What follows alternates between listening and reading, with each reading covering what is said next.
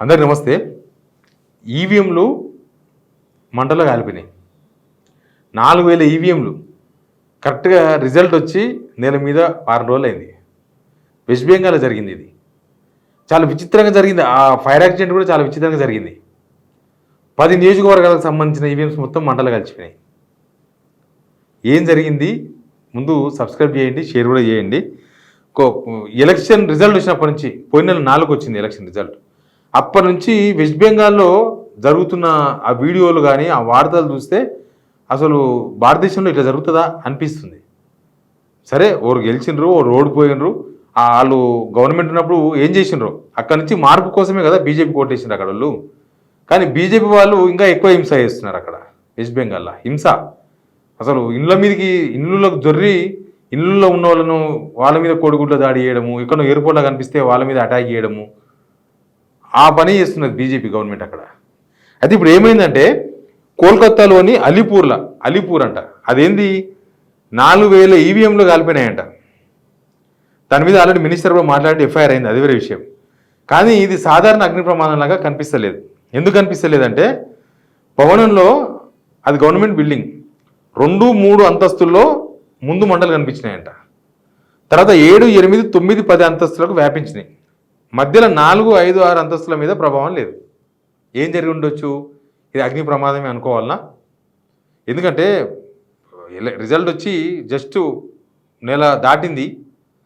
10 నియోజకవర్గాలు, ఆ 10 నియోజకవర్గాలు ఏవో చెప్తలేరు బయటికి. అది తెలిస్తే ఇంకా కొంత సమాచారం దొరుకుతుంది.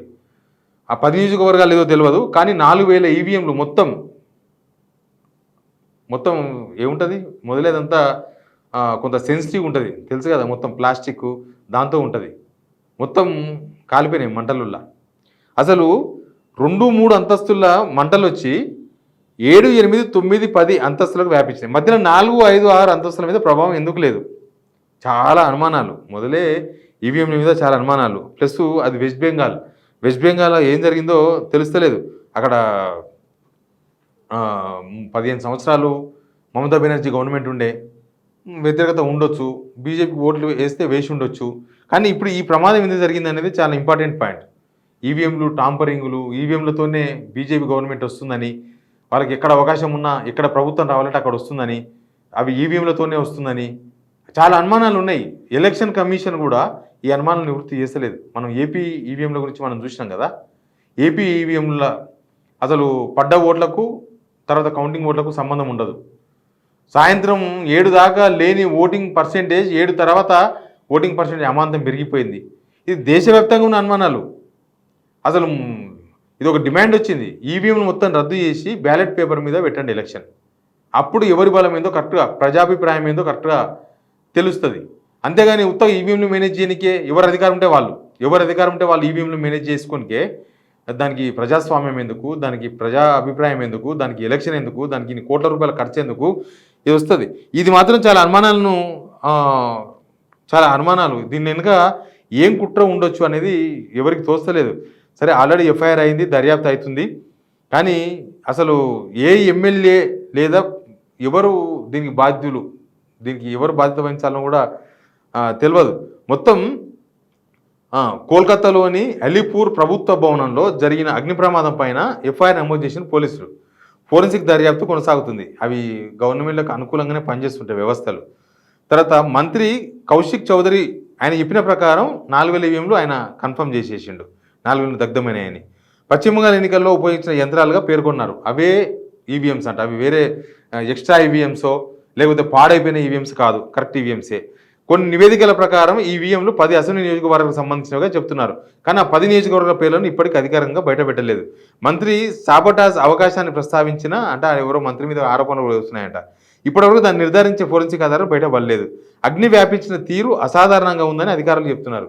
ఇదే నేను చెప్పినట్లు అనుకుంటే ఇప్పుడు 2nd ఫ్లోరు 3rd ఫ్లోరు మంటలు ఉన్నాయంట, 4th, 5th, 6th లేవంట, మళ్ళీ 7th, 8th, 9th, 10th ఉన్నాయంట. ఈ ఈవీఎంల దగ్గరనే మొదలే అనుమానాలు అంటే మళ్ళీ ఇది కూడా అనుమానమే కదా. మంటలు అంటుకున్నాయి కింద, ఓకే, అంటుకుంటే మొత్తం బిల్డింగ్ మొత్తం అన్ని ఫ్లోర్లు అంటుకోవాలి. ఎక్కడైతే ఈవీఎంలు ఉన్నాయో, ఏ ఫ్లోర్లో అయితే ఈవీఎం మిషన్స్ ఉన్నాయో అక్కడనే మంటలు అంటుకున్నాయి, అక్కడనే ఈవీఎంలు అన్ని పోయినాయి. మిగతా మంచిగానే ఉన్నాయి, మధ్యలో ఆఫీసు లేకపోతే ఇంకేదో రూమ్స్ అవి ఇవి బాగానే ఉన్నాయంట.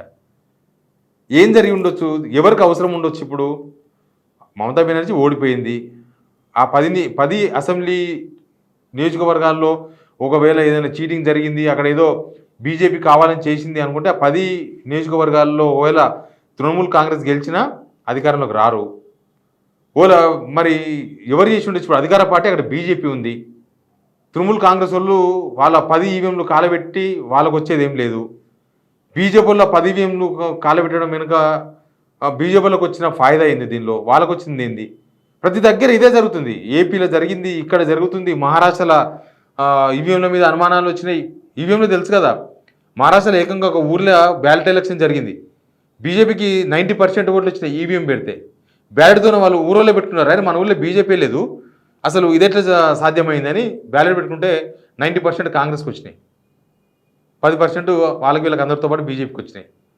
ఏం జరుగుతుందో అర్థమైతే లేదు. ఎలక్షన్ కమిషన్ ఫెయిల్ అవుతుందా, లేకపోతే వేరే అనుకూలంగా పనిచేస్తుందా, ప్రజాస్వామ్యాన్ని ఫెయిల్ చేస్తుందా, ప్రజాస్వామ్యాన్ని కూనీ చేస్తుందా? ఎలక్షన్ కమిషన్ ఏందో అనుమానాలు, ఎలక్షన్ కమిషన్ మీదనే అనుమానాలు వ్యక్తమవుతున్నాయి. ఎలక్షన్ కమిషన్ ముందర పెట్టుకొని బీజేపీ గెలుస్తుందని మొత్తం దేశవ్యాప్తంగా చర్చ నడుస్తుంది. కొద్దిగా గెలిచే మోకా ఉంటే చాలు, ఎలక్షన్ కమిషన్ మొత్తం వ్యవహారం అంతా నడుస్తుంది. నిన్న మొన్న ఇక్కడ మాట్లాడాడు ఎవరైనా, ధర్మపురి అరవింద్, మేము ఖచ్చితంగా వస్తాం, ఎట్లయినా అధికారంలోకి వస్తాం తెలంగాణలోని. అందరు కామెంట్ పెట్టారు కింద, ఏం చేస్తారు? ఈవీఎంలను మ్యానిపులేట్ చేస్తారా?